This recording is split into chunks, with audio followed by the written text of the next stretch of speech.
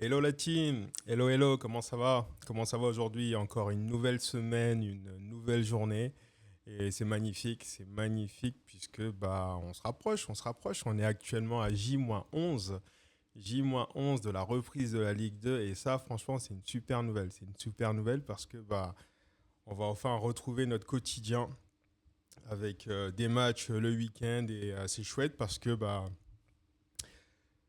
dans le développement de cette émission que j'ai voulu mettre en place pour vous, dès que la reprise va avoir lieu, les contenus seront beaucoup plus profonds, voilà, et il y aura beaucoup plus de matière. Donc je suis content, j'espère que vous avez passé un bon week-end et que vous êtes prêts encore une fois pour cette petite heure et demie qu'on va passer ensemble où on va parler un peu où on va parler un peu de l'actualité récente du MHSC, donc à savoir le match amical contre Clermont Foot. Clermont Foot, vous le savez tous, on a gagné, mais ça n'a pas été simple, et c'est normal puisque c'est un match amical. Et surtout, c'était aussi notre première confrontation contre une équipe de Ligue 2. Et il y a pas mal d'enseignements à en tirer. Il y a pas mal d'enseignements à en tirer et aussi de choses à faire parce que on est à J-11, on n'a plus beaucoup de temps. Néanmoins, le coach a encore l'opportunité de faire quelques ajustements pour qu'on soit vraiment prêt le 8 août à la Mosso contre Dijon. Et du coup, j'en profite maintenant. Je lance un appel à l'action puisque ce week-end, moi, j'ai réussi à faire quelque chose de magnifique. C'est que j'ai motivé mes deux voisins de palier à venir au stade. Donc, je vous invite également à motiver un maximum de proches de votre entourage pour le 8 août euh, pour que tout le monde vienne à la Mosson et qu'on soit le 12e homme qui va les pousser à la victoire. Donc, si vous avez l'opportunité d'emmener du monde, de la famille, des amis, euh, des gens de passage dans le coin, invitez-les à venir à la Mosson. J'ai personnellement refusé une invitation à une soirée le 8 août pour motif d'aller à la Mosson début de saison Ligue 2. Ok. Donc voilà, c'était l'instant appel à l'action. Amener un maximum de monde à la Mosson le 8 août pour ce début de saison en Ligue 2 contre Dijon. Ok. Allez, let's go. Programme du jour. Alors aujourd'hui, on va aborder essentiellement 4 points, d'accord. Le débriefing du match avec les points positifs et pas négatifs. J'aime pas le terme négatif, mais les points améliorés parce que pour moi, euh, on s'améliore toujours. Voilà. Et pour s'améliorer, il faut travailler. Donc en fait, ça va être point positif, point amélioré. La réaction de Zoumana Kamara via le Midi Libre, que j'ai pas pu avoir l'article intégralement. Pardon. Néanmoins, j'ai retrouvé l'interview via un site de supporters, donc je vais vous la lire.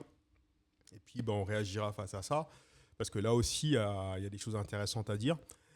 Et enfin, on va aborder le mercato, parce que vous allez voir que suite au débriefing, euh, ça va se,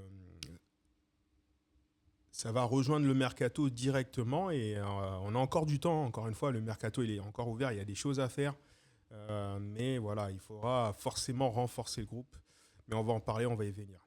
Et ensuite, on va se diriger, on va se projeter un peu vers Montpellier-Rodez, qui sera le dernier match de préparation à huis clos pour ce coup-ci, donc pas de diffusion, à huis clos pour ce coup-ci, et qui va conclure cette préparation. Et puis, on croisera fortement les doigts pour que l'équipe soit d'attaque et tous les éléments pour pouvoir l'emporter. C'est important, hein. Moi, le 8 août, je veux qu'une seule chose, c'est la victoire. Même si c'est dégueulasse, on s'en fout, on s'en cogne. C'est important de gagner directement et d'instaurer une dynamique. Mais on va en reparler. Ok. Et puis on va terminer par la discussion. Ok. S'il y a du monde, s'il y a des gens qui souhaitent intervenir, donner votre avis, vos impressions suite à cette préparation, au dernier match contre Clermont, et bah les gars, le chat il est là, il est accessible. N'hésitez pas, même pendant euh, mes réactions, ça sera avec grand plaisir comme toujours. Ok. Allez, On est parti. On va partir du coup directement par ce débriefing Montpellier-Clermont. Alors j'ai pu regarder le match grâce à Mika. Voilà, donc Mika, si tu passes par là, bravo et merci pour la rediffusion, puisque j'ai pu m'appuyer là-dessus pour prendre des notes et aussi donner mon impression et mon ressenti suite à ce match-là. Alors, je vais pas là, comme à mon habitude, faire du cas par cas. Je vais d'abord vraiment vous donner une analyse générale et ensuite, euh, je, je soulignerai quelques joueurs. Voilà, je mettrai quelques joueurs en évidence, mais ça va vraiment être une impression globale et on verra du coup de là euh, quelle la réaction de Zoumana Kamara d'abord, et puis ensuite voilà euh, quel apport on va pouvoir effectuer au niveau du mercato là-dessus, et enfin en se projetant encore un peu, quels ajustements pourra faire Zoumana Kamara suite aux événements de Montpellier, de Montpellier Clermont. Voilà. Donc la composition que le coach a faite pour ce match est la suivante. Pardon pour vos oreilles. Donc on a retrouvé Simon Ngapondouenbou dans les buts. Saint-Luc à gauche, Mwanga, Laporte, Chateau. Là, la défense classique qui a terminé la saison dernière. Donc pas mal, puisqu'en fait, on a retrouvé grâce à ça, à cet alignement-là, à ces quatre-là, allez, à ces cinq avec Simon Ngapondouenbou, on a retrouvé une solidité, une cohérence défensive, donc ça c'est très bien. Et puis on a eu un milieu Tardieu, Chenailly, Everson. Donc là, petit changement, puisque Everson a pris la place, en tout cas moi c'est la lecture que j'en ai faite, euh, et j'ai pas eu exactement le placement de Everson, mais à mon sens, il a joué là. Ici, à un poste de numéro 8 pardon, puisque Tardieu est bien plus technique et a une capacité à faire un lien entre la défense, le milieu et l'attaque. Donc, à mon sens, Everson a dû jouer là. Euh, Chenailly, et enfin, ce trio d'attaque qui est en train de prendre ses marques et d'apprendre à se connaître, à créer des automatismes, à savoir Pays à droite, Camara dans l'axe et Issoufou à gauche. Alors, cette composition, elle a été vite remaniée puisque Florian Tardieu s'est blessé au quart d'heure de jeu. Il s'est blessé au quart d'heure de jeu juste avant la première pause, avant la première pause fraîcheur. Entorse à la cheville de ce qui semble se dégager. Et ça, franchement, c'est mauvais signe pour nous. Vraiment mauvais signe parce que jusqu'à sa sortie, on avait la maîtrise du ballon. On avait la maîtrise du ballon. On l'a eu aussi par la suite après sa sortie. Mais notre jeu était beaucoup plus fluide et les liaisons se faisaient plus facilement. Quand il est sorti, il a été remplacé par Noah Vidal-Cartou qui a fait une très bonne entrée. Voilà, et qui a essayé, qui a du coup repris sa position de milieu-centre, voire meneur de jeu avancé. Et Everson est descendu à la place de Tardieu. Le gros problème qu'il y a eu, c'est que, et ça je vais tout de suite vous le dire, c'est que on est, à mon sens, Tardieu dépendant. Tardieu dépendant dans le sens où Tardieu est le seul et unique joueur de l'effectif en capacité de faire le lien entre la défense, le milieu, l'attaque, ressortir les ballons proprement, trouver notre milieu box-to-box, notre meneur de jeu avancé, efficacement, simplement, sans vouloir chercher tout le temps à jouer en arrière parce qu'il aurait peur ou quoi. Tardieu, c'est la maîtrise technique. La maîtrise technique, et en fait, quand il est sorti, on a perdu cette maîtrise technique, ce qui nous a mis dans une incapacité à produire du jeu. Voilà, on avait une possession très stérile et un jeu vraiment timoré, très très timoré, avec une incapacité à créer le danger, faire les bons choix, très important. On a manqué de justesse à ce niveau-là dans les choix, notamment ici à gauche, autant à droite, c'était c'était légèrement meilleur que à gauche, mais à droite, à gauche ici, là, euh, j'ai trouvé il n'y avait pas assez de centres qui venaient, que les passes n'étaient pas ajustées. Techniquement, il y avait un péché. Il y avait un péché, un défaut technique. Donc il reste du temps, hein, bien sûr, pour améliorer tout ça.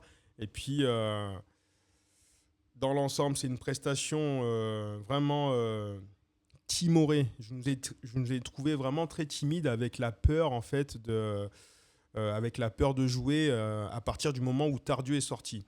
En revanche, ça c'était pour la première mi-temps. En revanche, en deuxième mi-temps, Vidal Cartou a été beaucoup plus percutant et a apporté beaucoup plus de peps et de liant avec l'attaque.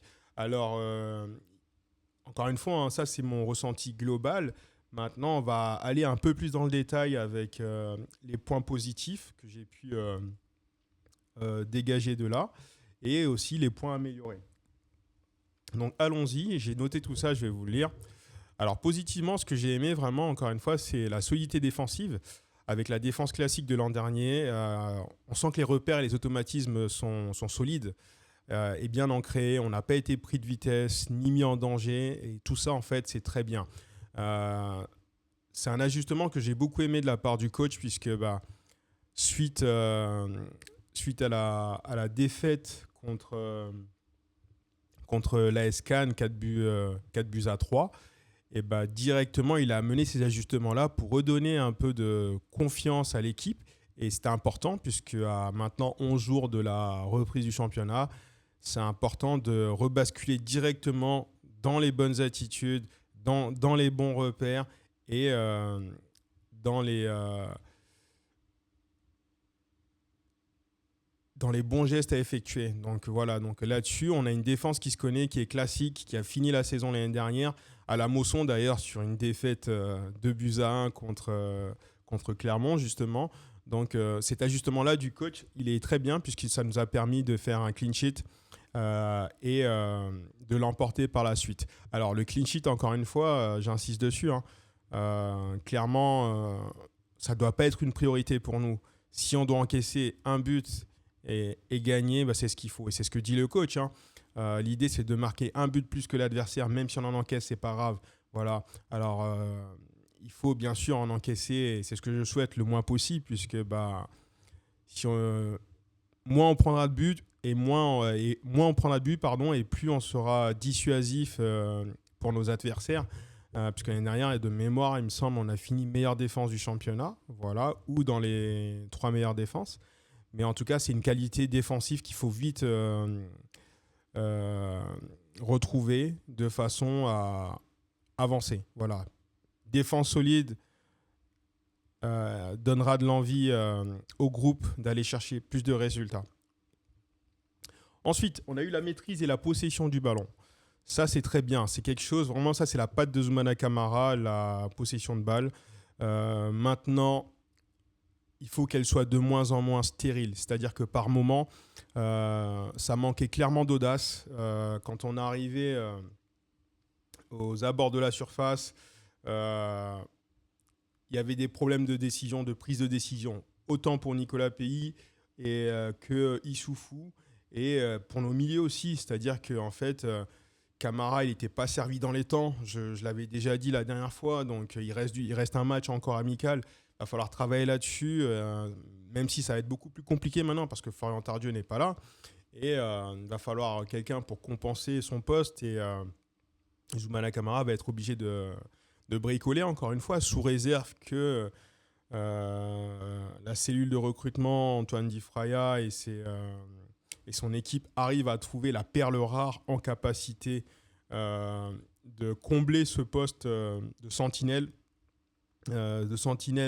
pouvant faire le lien entre défense, milieu et attaque. Parce que si on ne trouve pas de backup, de remplaçant à Tardieu, ça serait une grosse erreur. Grosse erreur parce que ça serait être dépendant de lui et surtout ne pas avoir de garantie dans le jeu à fournir. Savoir que 90 minutes, c'est assez, c'est pas assez. Si on n'arrive pas à remonter la balle correctement et à mettre nos avant-centres, nos offensives dans les bonnes positions, ça va être plus que compliqué. Voilà, donc la bonne nouvelle, parce qu'il y a une bonne nouvelle, c'est qu'on a du temps et il faut vraiment que le staff, j'en suis sûr, hein, est persuadé même que dès la blessure de Tardieu, voilà, ils ont commencé. Si ça se trouve même, ça commençait déjà à bosser en coulisses avant. Mais bon, ça c'est volet mercato, on en parlera plus tard. On en parlera plus tard. Donc, ce qui nous amène pour le coup à éviter d'avoir une possession trop stérile, mais j'aimerais beaucoup voir un jeu avec beaucoup plus d'audace, parce que si on reproduit clairement cette prestation contre Dijon, eh ben, ça sera du copier-coller contre le même copier-coller que contre le Red Star l'année dernière à la Mosson lors de la première journée du championnat. Et je l'aurais dit, je le répéterai jamais assez, on ne peut pas se permettre cette année de passer à côté de nos matchs à domicile et encore plus pour ce début de saison, on doit gagner. On ne peut pas encore abandonner 2 points, non, parce qu'après on va courir après à chaque fois, courir après les leaders, non. Il faut en fait d'emblée impulser une dynamique, gagner ce match à domicile, peu importe la manière, on s'en cogne, il faut les 3 points. Voilà, ça c'est l'idée, c'est le principal. Il faut les 3 points. Et pour terminer, en positif, hein, parce que vous allez voir, hein, en tout cas à mon sens, c'est ce que j'ai noté, il n'y a que 3 points. Donc le dernier et troisième point, c'est Vidal Cartou qui se montre et saisit sa chance au milieu. Voilà, il n'était pas titulaire, il a dû rentrer par la force des événements et la force des choses en lieu et place de Tardieu, même s'il a joué plus haut pour permettre à ce qui a permis à Everson de descendre et remplacer Tardieu poste pour poste. Vidal Cartou a fait une belle entrée. Il a fait une belle entrée et je le redis encore, il faut le sécuriser. Il faut le sécuriser, il lui faut un contrat pro. Donc actuellement, bonne entrée de jeu de Vidal Cartou qui a amené son peps, sa vivacité, sa fraîcheur. Il a été beaucoup plus en vue en deuxième mi-temps. Il a énormément impulsé de combinaisons avec Issoufou. Et quelques balles vers Nicolas Pays aussi et Chenahi et essayer de trouver Mamadou Camara et pour le mettre dans les meilleures conditions. On a eu des opportunités, mais c'était trop timide. Dans l'ensemble, globalement trop timide. Et il nous reste un match. Il nous reste un match pour améliorer cette relation avec notre milieu et nos offensifs. Et j'y crois. On est à J-11. Ça va le faire. Ça va le faire. On a encore un match de préparation. Et pour ajuster au mieux les derniers détails techniques, c'est aussi de la communication et du timing, de la lecture de jeu, du tempo. Il y a pas mal de choses à faire. J'irai à Gramont dans la semaine pour vous colporter un peu l'évolution de tout ça et ce que ça donne. Mais il y a de l'espoir. Du coup, on passe au point amélioré. Alors, le premier point amélioré, amélioré, c'est Tardieu. Tardieu, puisque c'était flagrant quand il est sorti. On était en perte de repères. Perte de repères, manque de repères. L'équipe a été complètement désorganisée. Il a fallu un petit moment avant que il y ait l'équipe se ressaisisse, hein, pour trouver le bon terme. Voilà, il a fallu un bon moment pour que l'équipe se ressaisisse et aille de nouveau vers l'avant avec plus ou moins de stabilité. Voilà. Le jeu était plus stable après 10 bonnes minutes, mais on sentait qu'ils étaient bien fébriles et pas très tranquilles non plus. Donc il va falloir, comme je disais, trouver rapidement et avant la fin du mercato un remplaçant à Tardieu. Et à ce sujet, moi j'ai une piste à vous proposer. Maintenant, vous me direz ce que vous en pensez, mais là-dessus, j'ai une piste d'exploration à vous proposer. Un joueur libre en plus, donc ça conviendrait complètement au club. Maintenant, à voir aussi, en tout cas, si c'est écouté et pris en compte ce qu'en pense le joueur intéressé. Voilà. Ensuite, du coup, après cette blessure de Tardieu et les conséquences avec notre jeu très, je vais pas utiliser, très timoré, voilà, c'est le terme, très timoré. J'ai observé aussi un manque de lien entre la défense, le milieu et l'attaque. Hein, c'est lié avec Florian Tardieu qui avait cette tâche-là. Mais aussi une incapacité à faire la différence et à se procurer des occasions. Voilà, des occasions franches, j'entends, avec un manque d'alimentation vraiment pour Mamadou Camara. Nos deux offensifs de couloir n'arrivent pas, ont du mal à libérer le ballon vraiment dans le bon timing. Et c'est important de le libérer, de ne pas trop garder la balle, mais de la lâcher au bon moment. Et aussi un manque de provocation en 1 contre 1. On a la balle, c'est bien, mais il faut prendre une décision à un moment donné. Soit on la lâche, soit on la passe. On la passe pour mettre quelqu'un en meilleure position qui sera en position de but. Voilà. Et également, frapper. Notre jeu doit nous permettre, par cette possession de balle, de tirer beaucoup plus souvent au but. Et ce n'est pas le cas. C'est pas le cas. On sait, notamment via cette préparation, que Chenaï a une bonne frappe. Plus il va frapper, plus cette qualité de frappe va s'améliorer. Il faut tenter, notamment quand on joue contre une équipe comme Clermont, qui offensivement ne nous met pas beaucoup en danger, mais est assez regroupée. C'était pas un bloc bas non plus, mais une équipe regroupée qui jouait énormément en transition. On doit frapper. Avoir une possession de balle comme on l'a eu doit nous permettre de frapper, en fait. Et au bout d'un moment, ça va rentrer. Ça va rentrer parce que garder la balle sans l'utiliser correctement, bah, c'est se tirer une balle dans le pied, en fait. Et le temps passe, on n'a pas le temps, en fait. Comme ça s'est passé, au bout d'un moment, d'en arriver à allonger, en fait. Puisque ce qui s'est passé, c'est qu'à un moment donné, vu qu'on avait du mal à faire le lien entre le milieu et l'attaque, Julien Laporte, il s'est mis à balancer des longs ballons devant. Alors ça, Mamadou Camara, j'ai envie de vous dire, il connaît, puisque c'est du kick and run, c'est le jeu qu'a appliqué Laval l'année dernière. Mais c'est pas l'idée. On a des joueurs en capacité d'alimenter correctement Camara. Il s'agit maintenant d'être plus juste dans le timing, dans le tempo, le timing et surtout la prise de décision.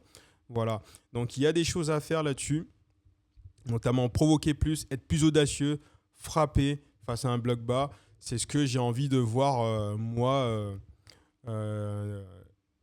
pour le 8 août à la Mosson. Voilà, directement contre Dijon. On sera à domicile. Il faut prendre les 3 points. Et prendre les 3 points, ça viendra uniquement par une attitude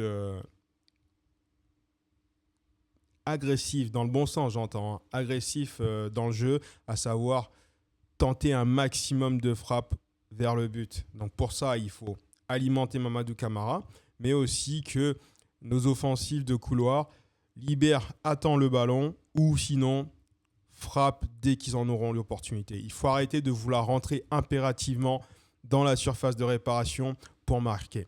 Et si ça, c'est pas possible, et ben alors faire appel aux grosses frappes de balle de Everson, Chenaï, Tardieu quand il reviendra, puis Vidal-Cartou s'il est amené à être aligné le 8 août. Parce qu'en l'état actuel, bah, il faut en parler, hein, pour remplacer Everson. Alors, enfin, pas pour remplacer Everson, Tardieu, pardon. À mon sens, ce qui serait le plus logique, vous me direz ce que vous en pensez, en live ou plus tard sur YouTube en commentaire, mais Everson va redescendre en lieu et place de Tardieu pour actuellement, ici, en tant que meneur de jeu avancé, milieu centre, je mettrais Vidal-Cartou parce que sur l'ensemble de la préparation actuellement, à ce poste-là, c'est celui qui a montré le plus de capacité et de compétences à avoir une valeur ajoutée immédiate et un impact immédiat dans le jeu. Pour rappel, dans la défaite 4-3 contre l'AS Cannes à la mi-temps, j'y étais, Zoumana Camara l'a félicité de sa prestation et effectivement, il avait fait une très belle prestation. Voilà. Là, contre Clermont, il est encore rentré par la force des choses et il a fait encore bonne impression. Et en tout cas, il a été à la hauteur des minutes qui lui ont été accordées par Zoumana Camara. Donc, moi, je verrais vraiment bien Noah Vidal-Cartou en tant que titulaire le 8 août contre Dijon. Alors j'entends, il y en a qui disent qu'il faut l'expérience. Oui, il faut l'expérience, mais aussi il faut aussi prendre en compte la réalité économique actuelle du club. On n'a pas les capacités de faire mieux, d'avoir un autre joueur actuellement. Pourquoi ? Parce qu'on en parlera lors du mercato, du pavé mercato aussi.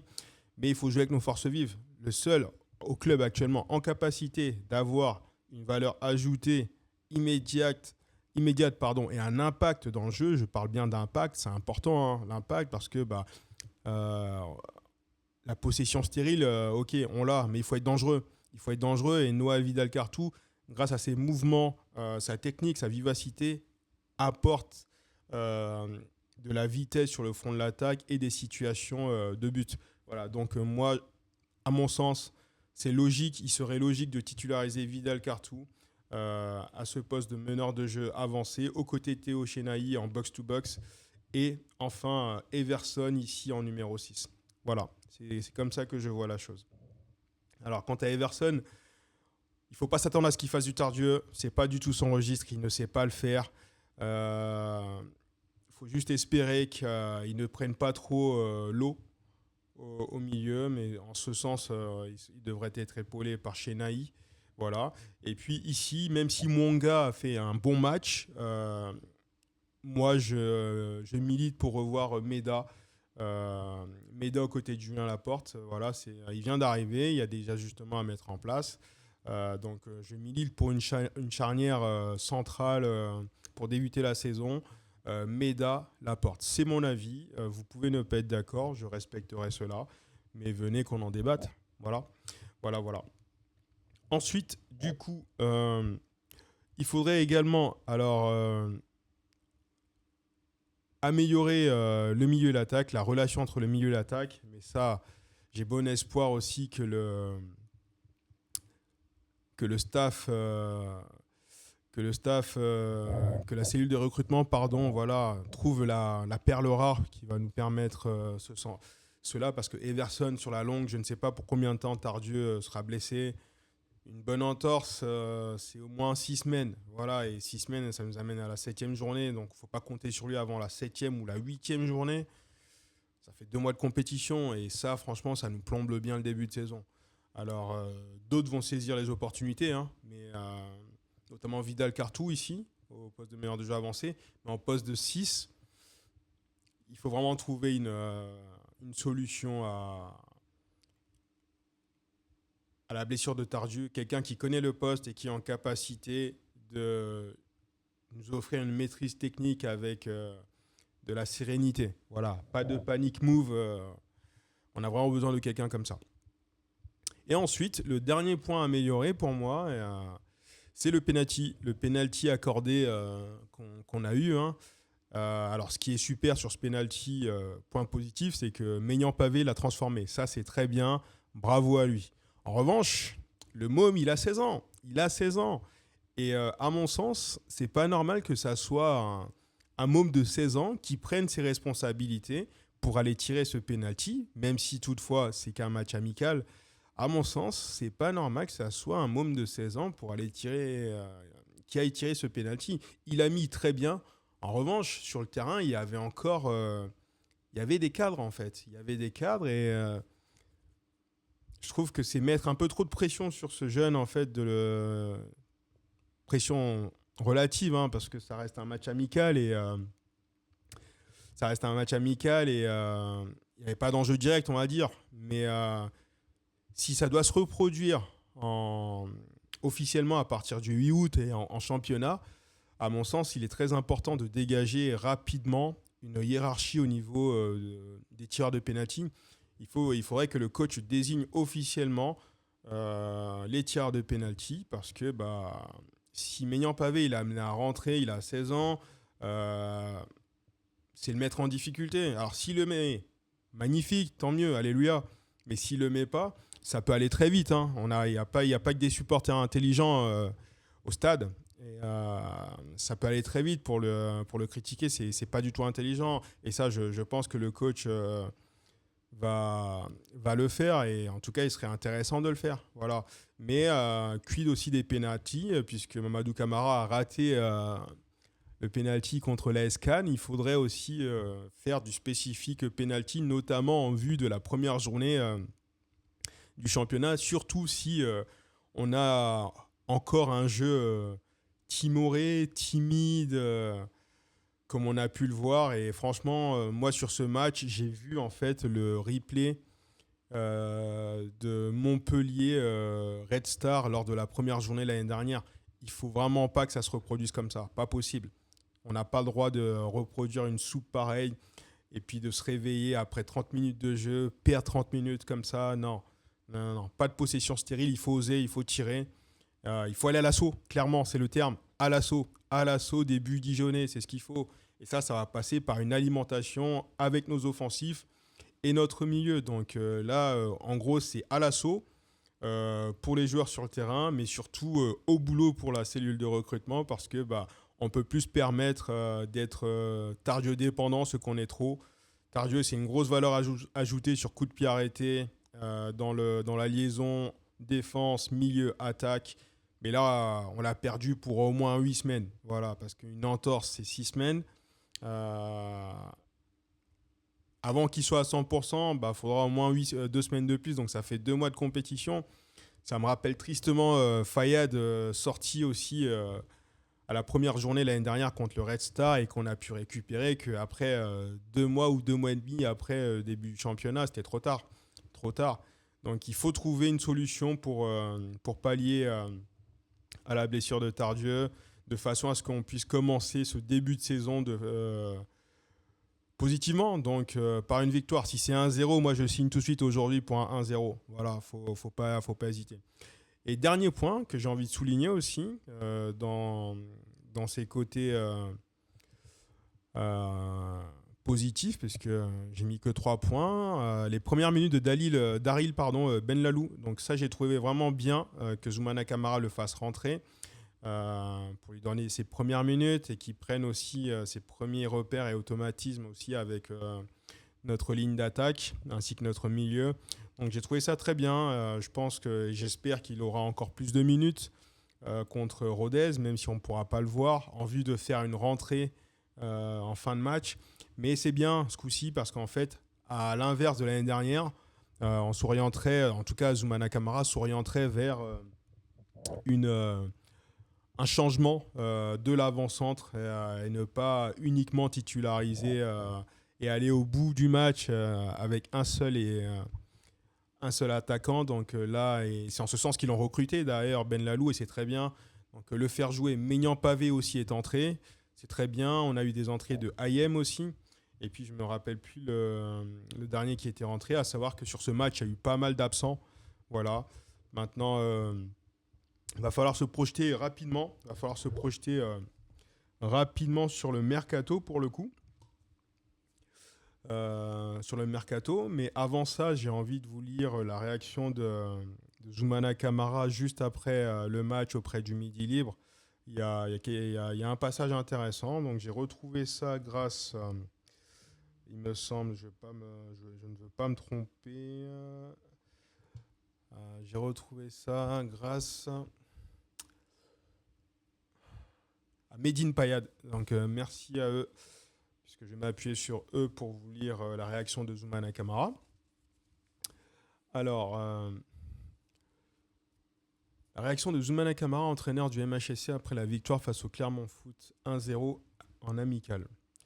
Samedi après-midi à Millau, le Montpellier Sport Club s'est imposé sur le fil face au Clermont Foot 63-1-0 en amical. Auprès du Midi Libre, Zoumana Camara, 47 ans, l'entraîneur de la Payette, s'est exprimé après ce succès arraché de haute lutte.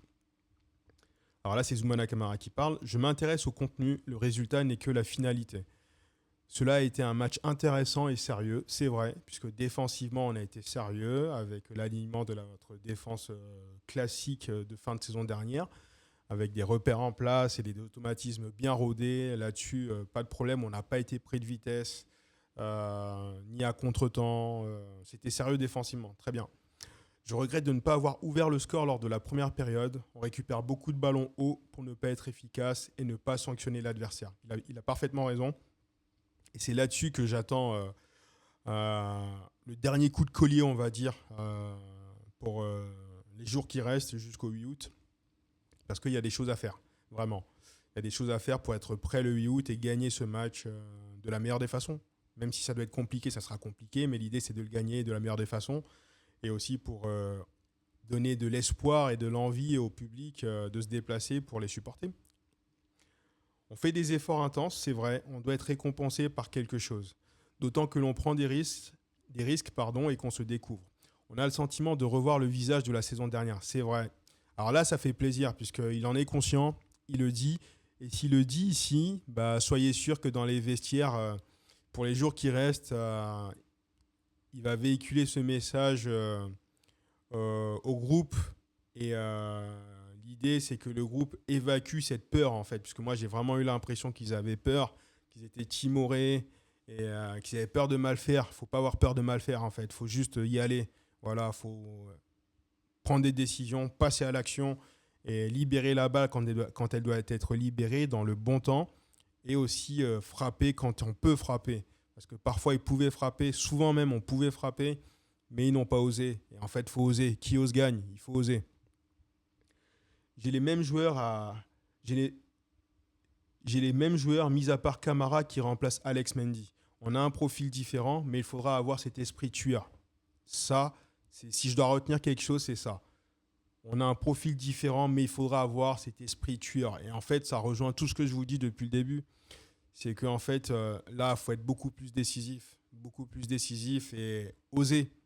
Oser, en fait, on doit avoir cette envie de finir le match et de se rendre le match facile le plus rapidement possible. Les garçons sont dans l'esprit, font les efforts dans la récupération et c'est plutôt intéressant, a indiqué le technicien du MHSC. Zoumana Camara voit un MHSC en progrès. C'est vrai, je suis d'accord aussi, on est en progrès. Dans cette préparation, on est en progrès. Défensivement, je n'étais pas inquiet. J'ai remis Simon et Yael Mwanga qui a fini la saison avec Julien Laporte. Forcément, on retrouve des automatismes de la saison passée. Quand on incorpore des nouveaux joueurs, il y a une adaptation à avoir. C'est normal. Le but est d'amener ces nouveaux joueurs à être dans les automatismes des gens déjà là. C'est une étape qu'il faut accompagner avec patience. Je suis serein à ce niveau-là. Tout le monde a bien travaillé dans le travail défensif. Mamadou Camara a été généreux dans l'effort et il s'est créé des situations. Et ça, c'est très bien. Voilà, maintenant, il faut que ces situations se bonifient notamment par de meilleures alimentations de nos couloirs, voilà, par Pays et Issoufou, et notamment le milieu aussi, il faut qu'il soit mis dans les meilleures conditions pour pouvoir concrétiser plus efficacement. Cela prend forme, on continue à avancer, je suis content de la préparation, a ajouté le tacticien montpelliérain. Et je suis d'accord avec lui, je suis plutôt content aussi. Voilà, maintenant, comme je l'ai dit, il va falloir trouver des solutions, pour remplacer Tardieu, ce qui nous amène tout de suite au mercato. Et du coup, pour le mercato, moi, je pense que j'ai une piste à vous proposer, puisque moi, j'ai fait mes recherches un peu et actuellement, il y a un joueur qui est libre. Je parle bien du poste de Florent Tardieu. Il y a un joueur qui est libre qui s'appelle Vincent Cosiello. Il est à l'UNFP. Il a la capacité, même si c'est un meneur de jeu avancé, il est en capacité de jouer en tant que sentinelle devant la défense. C'est quelqu'un qui est à l'aise techniquement. Il est libre. Pourquoi pas tenter le coup ? Il a 30 ans. Il a 30 ans contre 34 pour Florian Tardieu. Il faut oser. Il faut oser puisqu'en fait, le mercato, clairement, il faut se le dire, il ne bougera pas. Le mercato au club ne bougera pas tant qu'on n'aura pas de départ. Parce qu'on n'est pas dans une position économique qui nous permet en fait de pouvoir recruter actuellement un joueur en espérant en faire partir d'autres. Donc là-dessus, en fait, et là je vais aller sur la compo, on a des joueurs en fin de contrat. Saint-Luce, fin de contrat, juin 2027. Mincarelli, même si vous ne voyez pas là, mais il joue au poste d'arrière-gauche, fin de contrat 2027, même si pour moi, Saint-Luce offre beaucoup plus de garanties que Mincarelli. Donc si on devait se séparer de quelqu'un, ce serait Mincarelli. C'est comme ça que je vois la chose.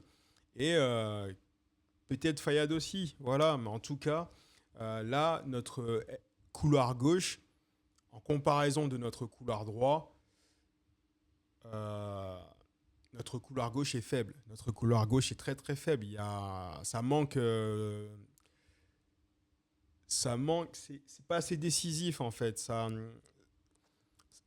Ici, ça manque d'apport offensif, clairement. Ça manque énormément d'apport offensif. Issoufou, il est en progression, mais c'est encore hésitant et c'est normal. Il a connu la Ligue 2 que l'année dernière. Il est encore en phase d'apprentissage. Pour l'instant, ce qu'il fait, c'est très bien, mais ce n'est pas suffisant pour impacter rapidement et efficacement le jeu. Issoufou, en clair, à mon sens, c'est un bon joueur pour les 20-25 dernières minutes, histoire de mettre le dernier coup de collier pour faire la décision. Voilà. Ça doit être actuellement, je l'utiliserai en tant que super sub. Et j'attendrai en fait avec ces 20-25 minutes qu'il me montre qu'il a le niveau directement pour être titulaire. Là, forcément, en l'état actuel, il va être titulaire par la force des choses. Il a les capacités de dépanner sous réserve que le club, la cellule de recrutement, Zoumana Camara via son réseau, arrive à nous dégoter un ailier un peu plus solide, un peu plus constant, beaucoup plus constant même, c'est ce qu'on va essayer, pas un peu, mais beaucoup plus constant que lui et qui soit en capacité d'apporter un appui offensif à Camara et de compléter notre jeu à droite que nous offre Nicolas Pays, mais c'est impératif. Ici à gauche, sur l'aile gauche, il nous faut quelqu'un pour débuter la saison de plus costaud et solide que Yanis Issoufou, même si Issoufou fait le job pour le moment. Voilà. Pour revenir sur la défense, arrière gauche, au poste de latéral gauche, il nous faut une solution aussi. Voilà. Maintenant, je sais que c'est pas évident de mon fauteuil de supporter et d'analyste. Je sais très bien que c'est pas évident et qu'il va falloir qu'il y ait des départs pour qu'on ait une arrivée, mais on ne peut pas avoir uniquement Sainte-Luce en entre guillemets valeur sûre. C'est trop faible. C'est trop faible. Et c'est pas bon. C'est pas bon d'ailleurs parce qu'il n'y aurait pas de concurrence. Sainte-Luce, il le sait qu'il est supérieur à Mincarelli. Et Mincarelli, il a du mal en fait à élever son niveau de jeu, ce qui, par nature, nous met en difficulté, nous handicape, puisque si Mincarelli n'arrive pas à passer de palier, et ben notre jeu il va être sans impact, sans impact. Alors qu'à droite, Enzo Chato arrive à avoir un bel apport offensif qui est en phase d'évolution. Et je pense que cette année encore, il va passer un ou deux paliers. Et ça, franchement, ça va être génial à voir. Ça va être beau à voir. Mais en comparaison, il faut vraiment qu'à gauche, ici, on trouve quelqu'un. Il faut qu'on trouve un penchant à Sainte-Luce en capacité d'amener une compétition pour permettre à Sainte-Luce aussi de passer un step. Voilà, ça serait bien, même s'il est en fin de contrat. Mais à gauche, clairement, il nous faut quelqu'un. En gros, là, il nous faut au moins 4 recrues, quoi. Une ici, une sentinelle en lieu et place de Tardieu, en capacité de faire ce lien entre défense, milieu et attaque. Un ailier gauche, un arrière gauche également. Et peut-être un arrière droit aussi, parce que pour l'instant, Chateau n'a pas de doublure.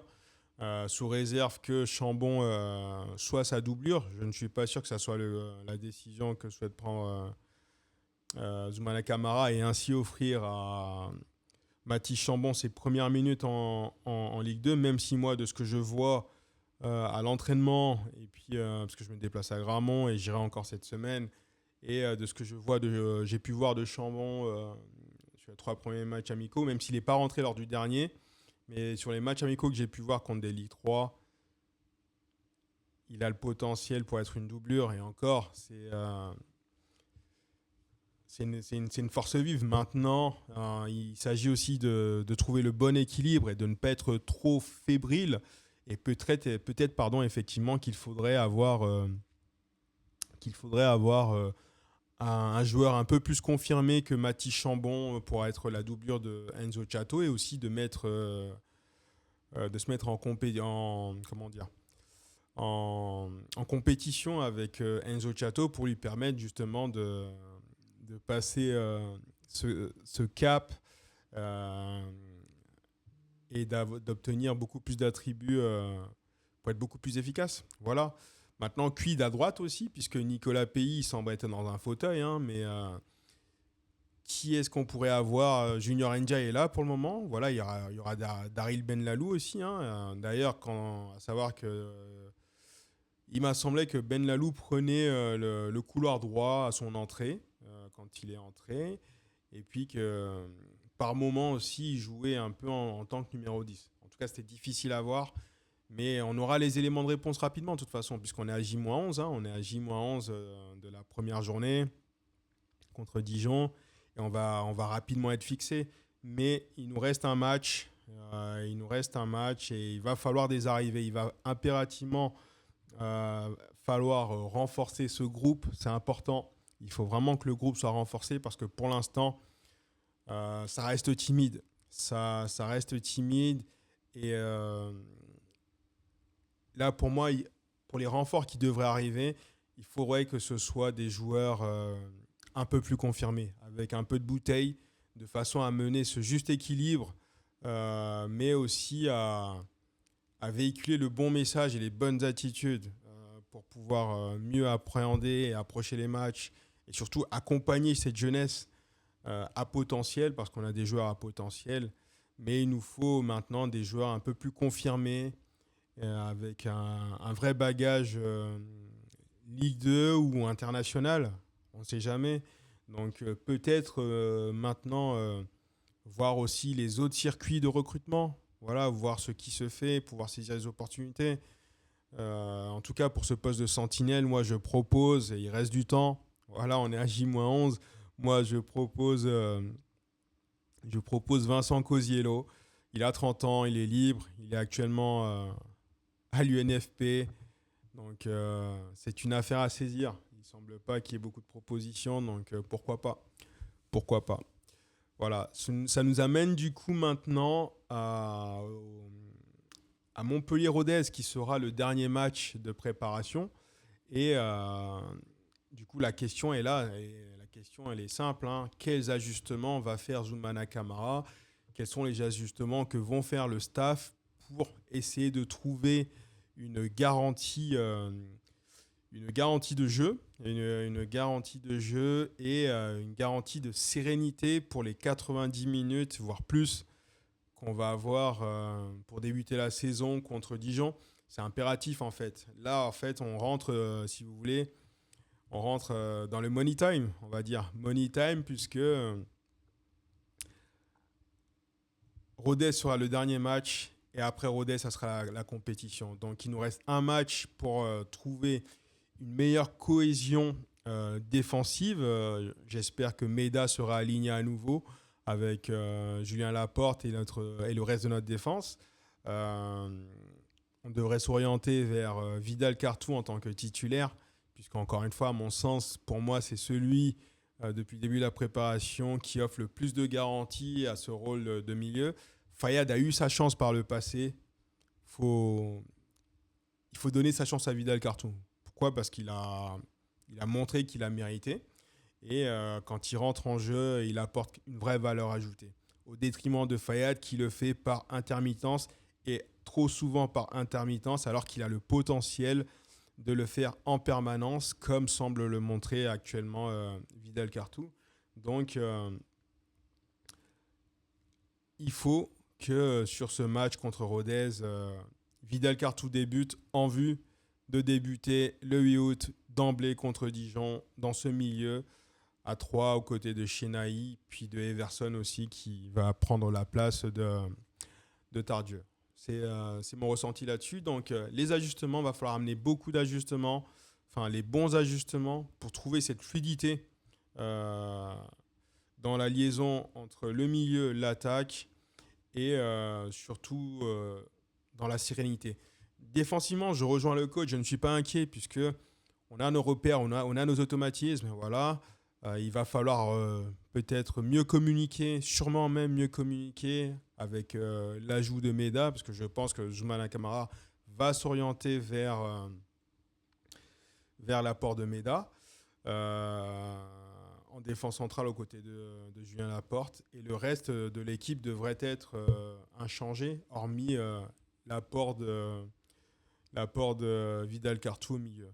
Et sur notre fond d'attaque, voilà une meilleure relation de nos trois offensifs, mais surtout une prise de décision plus clinique, plus rapide aussi. Lâcher la balle au bon moment et tenter de frapper.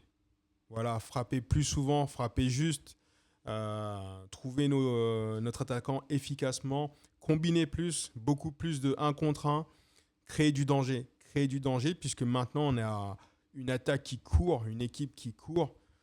C'est différent par rapport à l'année dernière et en fait il faut saisir les opportunités avec ce dernier match amical, de créer, de trouver Camara via un maximum de combinaisons pour le mettre dans les meilleures conditions.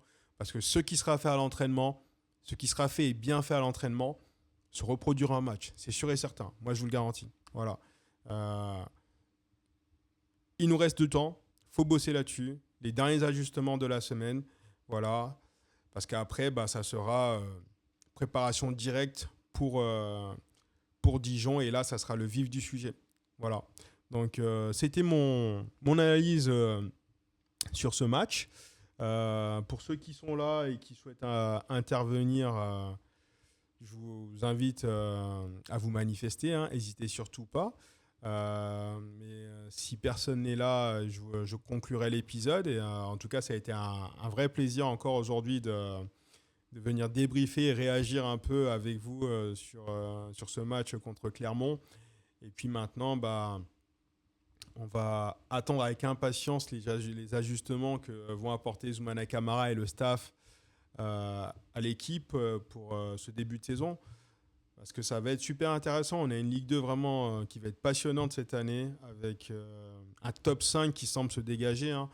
Moi, je pense vraiment que le top 5 de cette saison, ça sera Nantes, Metz, les 2 relégués de Ligue 1, Reims, Saint-Etienne et en 5e position, nous en fait. Donc ça va être très très sympa. Très très sympa. Mais pour que ça soit sympa, il est impératif qu'on gagne. Il va être impératif qu'on gagne le 8 août directement contre Dijon, de façon à pouvoir aborder avec beaucoup plus de sérénité et peut-être des renforts offensifs aussi, ce qui serait vraiment bien. Les 2 déplacements dans la foulée, puisqu'on va jouer le 8 août et on va se déplacer directement à Nancy, puis à Dunkerque, et on reviendra en fin de mois contre Boulogne. Donc ça, cette dynamique, moi, je la trouve plutôt intéressante, voilà, parce qu'en fait, elle permet d'avoir un départ assez positif, puisque on va se projeter un peu. On va partir du principe qu'on va gagner contre Dijon, qu'on va gagner contre Nancy. Dans le meilleur des cas, on gagne à Dunkerque, ou sinon on fait un nul à Dunkerque. Ça nous mettrait dans une bonne position à la fin du mois contre Boulogne. Voilà, donc, mais on en reparlera. En tout cas, vous avez pu remarquer, j'aime me projeter. C'est important la projection, puisque ça permet de bien travailler à mon sens, même s'il faut prendre les matchs un par un, ne pas s'emballer. Mais je le redis, il va vraiment falloir renforcer le groupe pour le temps qui reste actuellement jusqu'à la fin du mercato. Il faut apporter des joueurs d'impact à valeur ajoutée, si possible des joueurs libres au vu de la situation économique. Et donc, il va falloir saisir les opportunités aussi. Donc, je ne sais pas, pour ceux qui regarderont l'épisode en replay sur YouTube, vous me direz ce que vous en pensez de mon idée de Vincent Cosiello, parce que 30 ans, il a encore 2 bonnes années. Il peut nous offrir au moins 2 bonnes années en vue de remonter en Ligue 1.